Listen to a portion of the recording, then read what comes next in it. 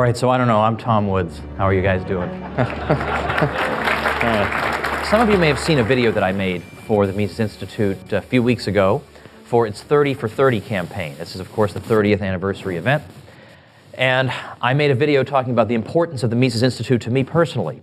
And I talked about what it's meant for my own career and professional development. And I pointed out, as some of you know, that several years ago I had a book called Meltdown, which was about the financial crisis. And I wrote that because the conventional wisdom that was then developing was fairly predictable, which was that the free market caused the financial crisis, and so what we need is more regulation, crack some more skulls, and we'll solve the problem.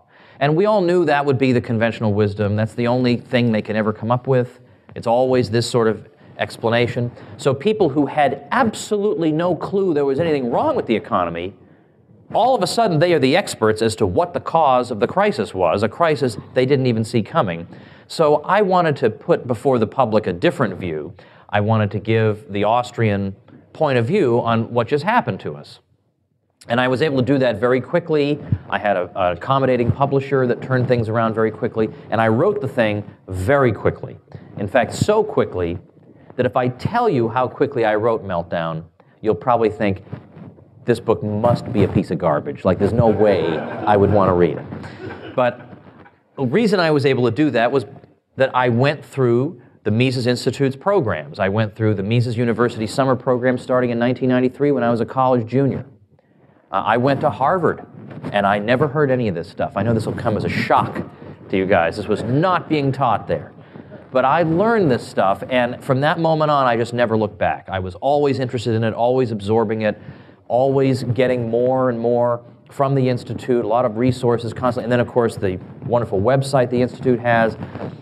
And so when this opportunity arose to write this book, I had the tools to do it. It wasn't just because I'm some smarty pants and I can write a book really quickly. If I didn't have that knowledge, I couldn't have done it. And where did I get that knowledge? It didn't just come through the ether. It didn't just come to me in a dream. It came because the Mises Institute existed, and donors allowed me to attend that event. And ever since then, it just changed the way I thought about the world. Well, what I want to talk about today, though, is another way that the Mises Institute has helped me and changed the way I think in very, very favorable ways. And that is, it jolted me out of being a neoconservative, which I was as a college student, first couple of years of college. I didn't realize I was a neoconservative because, what do I know? I'm just some dumb kid. All I knew was I didn't like Hillary Clinton. Pretty good start. So I just concluded that, therefore, I guess I do like Rush Limbaugh. Like those are the choices, right, as far as I could see. It was just process of elimination, basically. But that's because, I'll be honest with you, I was not an original enough thinker to say, wait a minute, this choice is too narrow. There must be something other than Clinton and Limbaugh to choose from here. No, I just thought, well, she's not him, so I guess I like him. That was it. That's what, and we all know this left-right thing, Democrats and Republicans, they present to you like this is some gigantic choice, when actually it's like a little 3-inch spectrum that you're allowed to choose from. It never occurred to me to look outside the 3-inch spectrum, so I dutifully found my place on the little spectrum. And I looked around, I thought, well, let's see, I guess I'm a Republican, so let me find out what the Republicans believe. Well, they say they believe in the free market, so all right, I'm for that.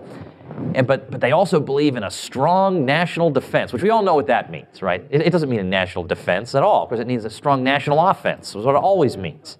But I went for that. I went for the whole thing, and that whatever the Pentagon tells me is like holy scripture, and if you question any of this, you're obviously some pinko leftist who hates America. I bought the whole package. I repeated all these ridiculous platitudes that would insult a third grader over and over again to anyone foolish enough to listen to me. When I moved into my dorm freshman year, the very first day I'm yapping it up with one of my roommates about Operation Desert Shield. Like, man, in the name of democracy, we got to restore that Emir of Kuwait to his throne, or who knows what'll happen. I look back on it and I am absolutely mortified. Now, thank goodness my writing career didn't start till years later, so there's actually no evidence that I ever held these views. Apart from my complete admission of them right now, unfortunately. Okay. So So how did I break out of this? Well, for one thing, I started to figure out a little bit just on my own, because when that Persian Gulf War got started and Operation Desert Shield became Desert Storm, I watched that unfold, and I watched what happened when, I don't know, maybe 100,000 Iraqi forces were basically burned alive while they were retreating in the desert. And you know, half of these are young kids who don't even know what they're doing there, and they're in an impossible situation. And then hostilities were over, and there was a Bob Hope special on TV to commemorate this, and everybody's cheering and laughing and joyful. And I'm supposed to feel joyful, and I'm supposed to cheer, because I'm a good little neocon. That's what I do. I say, yeah, USA. I'm supposed to get my giant USA #1 foam glove and put it on my hand. But I just thought, all these people just, I mean, forget about the civilians. That's a whole separate matter. But technically, according to the logic of war, I'm supposed to either hate these people who were just killed, or at the very least, think of them as human garbage, not even worth my time. And yet I just couldn't do that. I just thought, this is a horrible thing that just happened to a lot of people. And now there are widows and orphans all over the place in that country, a country that never did a thing to me, wasn't even remotely considering doing a thing to me. How can I enjoy a Bob Hope special after this? Like, something wrong. There's something callous about this. And it ate away at me, and it ate away at me. I didn't immediately change my ways. I rooted for the re-election of George H.W. Bush against Bill Clinton in the great titanic struggle of the 20th century. Oy. And then I started reading more Rothbard. I was reading Murray Rothbard, The Economist, because of the Mises University program and its after effects on me. But I started reading his other work. I read his essay, Anatomy of the State. I read his essay, War, Peace, and the State. You never look at the world the same way again. Because you can just chuck your civics books into the trash can after you read Anatomy of the State by Rothbard. Because he's not going to go for any of this stuff about, well, the state is there to provide for the common good, and the people who staff it are selfless crusaders for justice who are innocently trying to do what's best for you and me. I mean, come on. No, to the contrary, what this institution is a parasitic institution that lives off the labor of its subjects. That's what it is, and it engages in activities that would be considered the greatest moral enormities if engaged in by the citizens. But when they are engaged in by the ruling class, well, this is just a matter of public policy. We can expropriate you to whatever limit prudence will allow. We can kidnap you if the cause is just in our view, and only we can decide whether it's just or not. We can do all these, throw you in cages for arbitrary reasons. Anybody else doing this we would immediately see there's something wrong with it, but we've been taught that, well, these are special people. We're all equal, but these are super-duper equal, super-duper special type people. And Rothbard just says, no, this is like the most grotesque superstition, and yet we are all taught to absorb this. Moreover, the state is looking to protect itself more than it's looking to protect you. And if you doubt that, consider the severity with which it treats crimes against itself, and compare that with the dispatch with which it goes after somebody who stole your $10. I mean, I remember being in New York City once, and my friend and I were eating dinner, and we came back, and his car had been vandalized, and some stuff had been taken. And a policeman just happened to be driving by. We flagged him down, and we told him what had happened. He said, well, that's just a real shame. And then he drove off. Not kidding.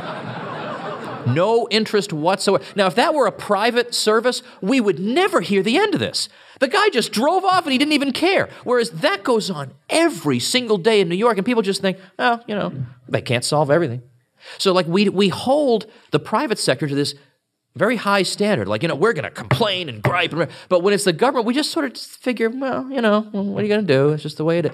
Stop thinking that way. You know, quit it. Just break out of this.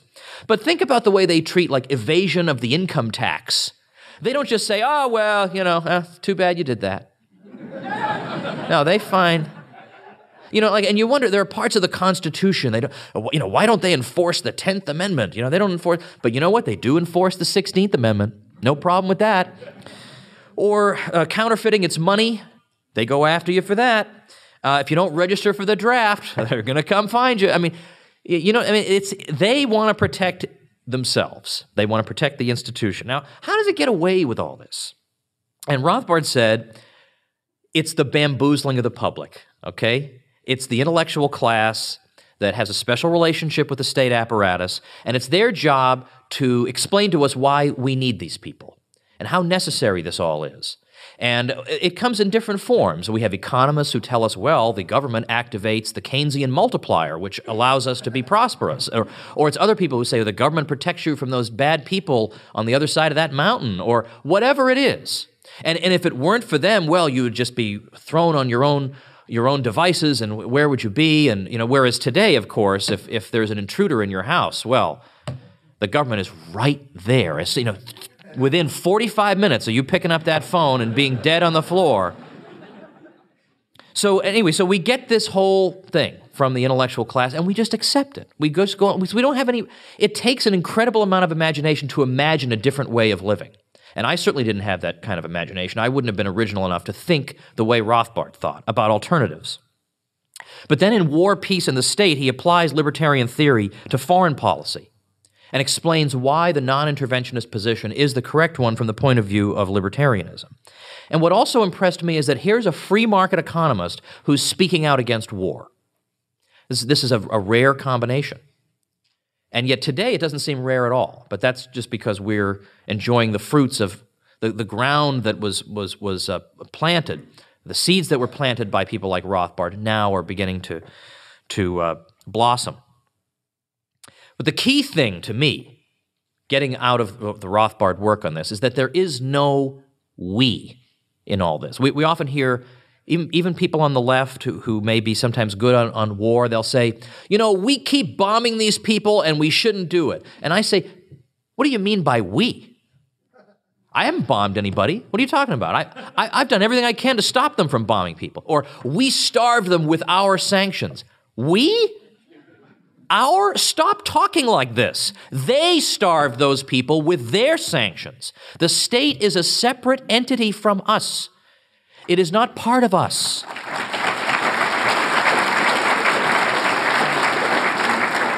But this whole we are the government thing, that's a great propaganda breakthrough because it makes you begin to think, well, this really is an expression of my own will. It's an extension of my own will, one way or the other. And so if you insult the foreign policy of my government, you are insulting me.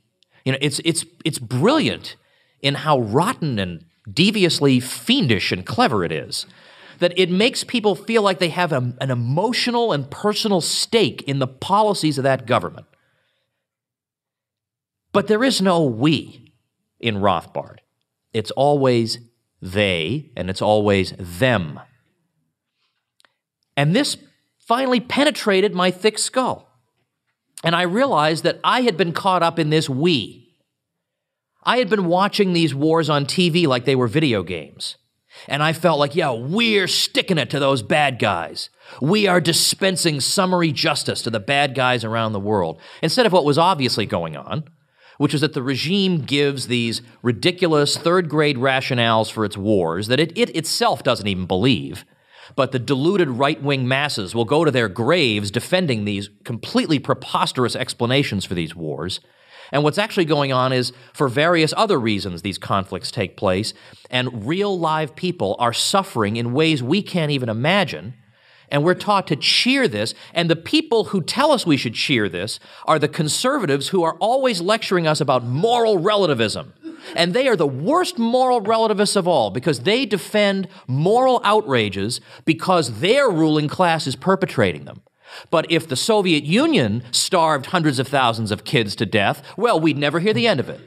But if the U.S. government does it and you object to it, what are you, some kind of pinko commie? And I finally woke up from this. And I thanked the Mises Institute for basically for exposing me to Murray Rothbard, because I certainly wasn't going to find Rothbard in the neocon magazines. He doesn't even exist. He doesn't even exist. He has more scholarly accomplishments than every neoconservative who ever lived. But he doesn't even exist. Now, you may find this corny, but I try to find a providential hand in some of the events of my life, and I've wondered, why did I go through this period where I was pro-war and I absorbed all the propaganda? and I unfortunately imposed it on other innocent parties. Well, I think to myself that the fact that I myself used to believe this means that I can relate to and understand people who still buy into it today, because I was there once. And instead of having this feeling of superiority, that they're just stupid, well, look, I was stupid too. You know, I was in those shoes too. And so instead of giving up on these people, I try to reach them in various ways. And so I've done what I could. And at a Mises event this very year, we had a wonderful event called War, Big Government's Best Friend in South Carolina. The reddest of red states. I loved that.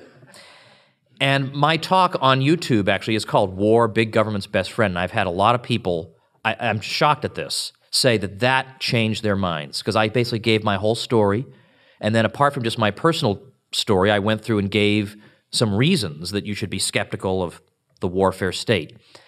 And I've had people tell me that changed their minds. The reason that surprises me is the talk is like 45 minutes. These people must have very open minds. They sat through 45 minutes of something they didn't agree with at the beginning. But the thing that I'm most pleased with in my public speaking career was an event last year in Los Angeles. And you can find it online, Nullify Now, and then Woods. This was an event where, and I'm wrapping up, I have an extra couple of minutes, remember, and I start a couple of, whatever.